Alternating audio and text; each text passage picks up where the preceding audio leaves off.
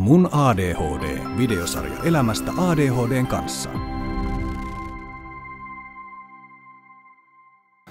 Monilla ihmisillä, joilla on ADHD, on elämänmittainen kokemus siitä, että ovat jotenkin outoja tai ulkopuolisia, erilaisia kuin muut.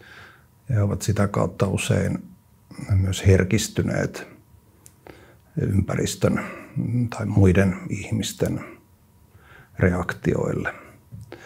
Se, miten ympäristö tai muut ihmiset reagoivat, se tietysti vaihtelee hyvin paljon ihmisestä riippuen ja tilanteesta riippuen, että ADHDsta on tullut sellainen yleiskielen termi, jonka tuntee päiväkotilapsetkin jo, mutta sehän ei tarkoita sitä, että ihmiset kuitenkin oikeasti tietäisivät, että mitä ADHD on. Ja ADHD liittyy edelleen paljon ennakkoluuloja ja tietämättömyyttä ja ehkä pelkojakin ja väärinkäsityksiä. Se voi vääristää muiden ihmisten reaktioita.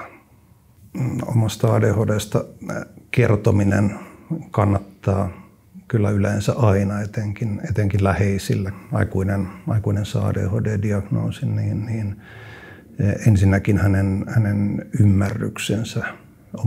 ymmärryksensä omasta toiminnasta, omasta käyttäytymistään lisääntyy. Ja sitä kautta tulee ehkä myös semmoista niin kuin armollisuutta itseä kohtaan, että saa selityksen sille, että miksi hänellä on ollut semmoinen tunne, että hän on jotenkin outo ja ulkopuolinen koko elämänsä ajan.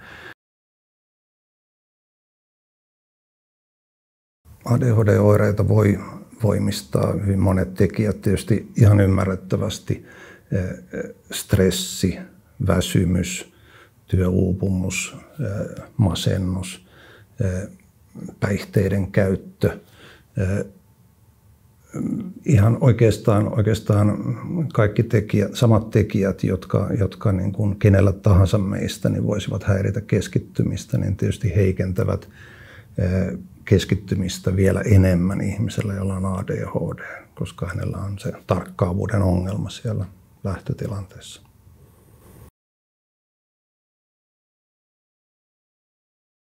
Yksi tärkeimpiä asioita tässä ADHD-diagnoosissa, kun se on tehty, niin on juuri se, että tulee se ihmiselle itselleen se ymmärrys ja hyväksyntä siitä, että se on minusta tärkein asia, että niin kauan kun syyttää itseään siitä, moittii itseään siitä, että ei saa asioita aikaan, niin se jotenkin itsesyytösten kierre lamaa sitä toimintakykyä entistä enemmän. Et se lähtökohta musta on se, että kun se diagnoosi on tehty, niin ihminen saa sen kokemuksen, että ai, tämä on se syy. Minä en olekaan tyhmä, minä en ole laiska, vaan minulla on ADHD. Ja se antaa sen mahdollisuuden siihen, että hän pystyy niin kuin rakentamaan sitä minäkuvaansa uudelleen. Että hyvin usein näkee jo, että pelkästään se tieto ADHD-diagnoosista saati sitten, kun hoito aloitetaan, niin kohottaa ihmisen itseluottamusta. Hän alkaa uskoa itseensä, että asioita alkaa, että minä pystyn tähän, minä saan aikaan ja silloin hän saa aikaan asioita.